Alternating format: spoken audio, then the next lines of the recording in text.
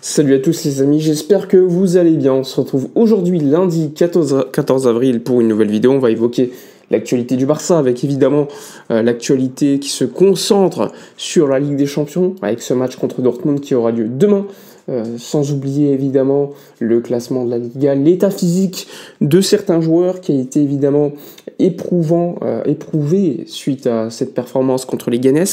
Donc de manière générale, on va revenir sur toute l'actualité avec également évoquer ce rouge pris par Mbappé et qui pourrait finalement avoir de l'impact sur un match entre le Barça et le Real en Classico, en Copa del Rey. Bon, spoiler, ça sera pas le cas, mais on va l'évoquer quand même. C'est parti, on y va. Alors je vous l'ai dit, demain, match entre Dortmund et le Barça 4 buts d'avance, 4-0 au match aller. Franchement, je pense qu'on est plutôt tranquille. Et je pense que en fait, on a tellement été, pas traumatisé, mais on a tellement connu des contenus au niveau européen que même un 4-0 maintenant contre Dortmund, qui est une équipe faiblarde, eh bien, t'en as quand même qui stressent, alors que franchement, il n'y a rien. Il n'y a aucune crainte à avoir, c'est une équipe collectivement bien supérieure à Dortmund. Alors évidemment, Dortmund à domicile montrera probablement beaucoup plus de choses, sera peut-être beaucoup plus dangereuse, marquera peut-être des buts. Mais le Barça, cette saison, est très très efficace, très intéressant, et je pense qu'il n'y aura pas de problème en termes de mentalité. Le Barça le sait, un 4-0 en Ligue des Champions, c'est pas que ça suffit pas, mais il ne faut pas ne pas respecter l'adversaire, et je pense que le club, le Barça, Hansi Flick notamment le sait, et donc il n'y aura pas de problème. Le Barça va probablement se qualifier 99,9% pour les demi-finales, mais en attendant, le Barça devra quand même se concentrer sur la Liga et finalement la Copa del Rey.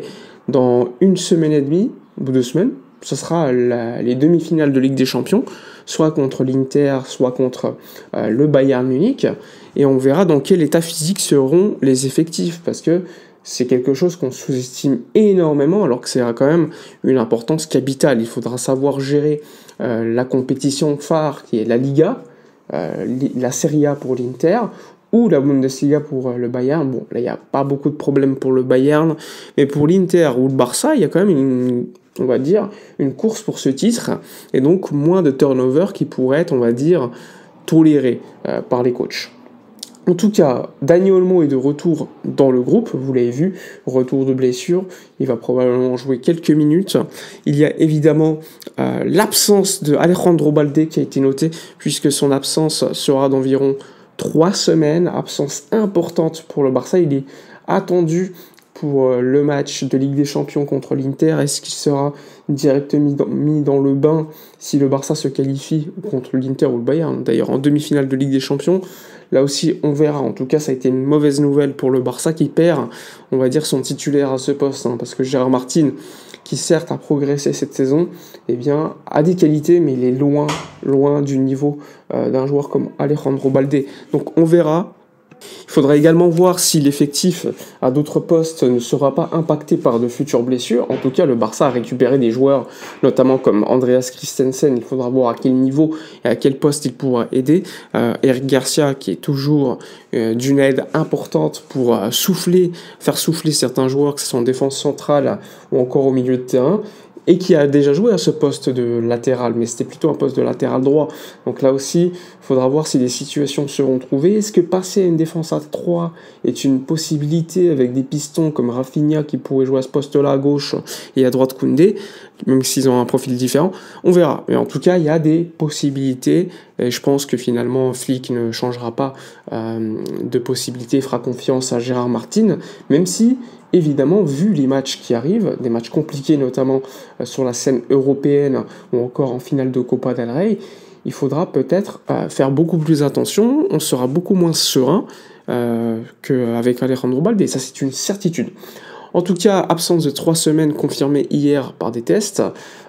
Évidemment, le joueur veut absolument être de retour pour la Copa del Rey, mais c'est très très peu réaliste qu'il soit de retour, et donc sa date de retour, on va dire privilégiée, c'est la Ligue des Champions, la demi-finale. Heureusement, il y a encore du temps d'ici là, mais ça met en exergue le fait qu'il y a un problème en termes d'effectifs côté Barça avec les latéraux. En cas de blessure, tu es dans une situation très compliquée, que ce soit à droite ou encore à gauche. Sinon, autre info, ça concerne la Liga. Le Barça, comme vous le savez, a 4 points d'avance aujourd'hui sur le Real Madrid, qui s'est imposé hier dans la difficulté contre Alaves, à 10 contre 11 pendant pas mal de temps, puis à 10 contre 10. Il y a eu le carton rouge de Kylian Mbappé, qui finalement sera suspendu entre 1 et 3 matchs, alors que je pensais qu'il allait avoir beaucoup plus, parce que franchement, le rapport de l'arbitre a été plutôt conciliant. Et si j'en parle, c'est parce que s'il avait été suspendu pour au moins 4 matchs, eh bien, dès lors que tu as une suspension d'au moins 4 matchs en Espagne, ça a un impact direct sur les matchs de coupe. Et en ce sens, comme vous le savez, dans 3 matchs, le Barça et le Real se jouent en Copa del Rey. Et donc, s'il y avait eu une suspension de plus de au moins 4 matchs, il aurait pas pu jouer ce match de finale contre le Barça. Donc finalement, il sera suspendu que de 1 à 3 matchs, ce qui est quand même assez dingue. Mais bon, franchement, l'échelle de sanctions en Espagne, je le comprends pas forcément, parce qu'on sait qu'Hansi Flick avait pris 2 matchs pour franchement rien du tout. D'ailleurs, le comité d'arbitrage avait en off admis que c'était une erreur d'avoir suspendu Flick, mais ils ont quand même gardé sa suspension de 2 matchs. Ce qui était dingue, et rappelez-vous, à l'époque, on avait perdu contre les Leganés, puis contre l'Atlético de Madrid, alors que Flick n'était pas sur le banc. Bref, c'est quand même quelque chose que je comprends pas toujours en Espagne, mais en tout cas, il y a toujours 4 points d'écart entre les deux équipes, et le calendrier, il reste 7 matchs, je crois, en Liga, avec notamment à venir, la semaine prochaine, un match contre le Celta Vigo. Il y a également Majorque, avec le fait que le Barça joue à domicile beaucoup plus qu'à l'extérieur, peut être intéressant en termes de voyage, qui a donc moins de voyages à effectuer, et donc beaucoup plus reposant pour les joueurs. On le sait, franchement, sur les matchs qui restent, il n'y a que Bilbao qui me paraît compliqué, Villarreal.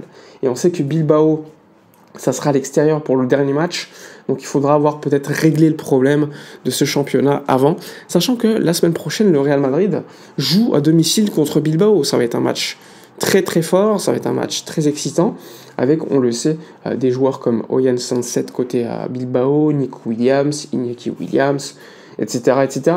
Donc un mauvais résultat du Real, par exemple un match nul, permettrait à Barcelone d'avoir 2 matchs de tranquillité, 2 matchs d'avance sur le Real en cas de victoire ce week-end, le week-end prochain.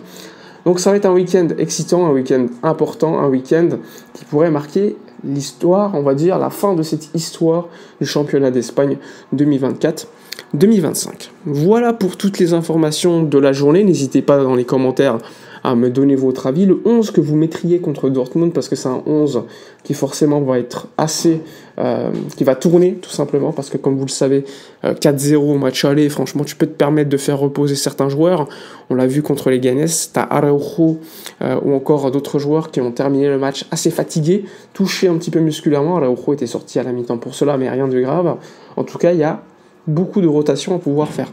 Dites-moi dans les commentaires votre avis, likez, commentez, partagez. Moi je vous dis à la prochaine, et d'ici là, comme d'habitude, portez-vous bien.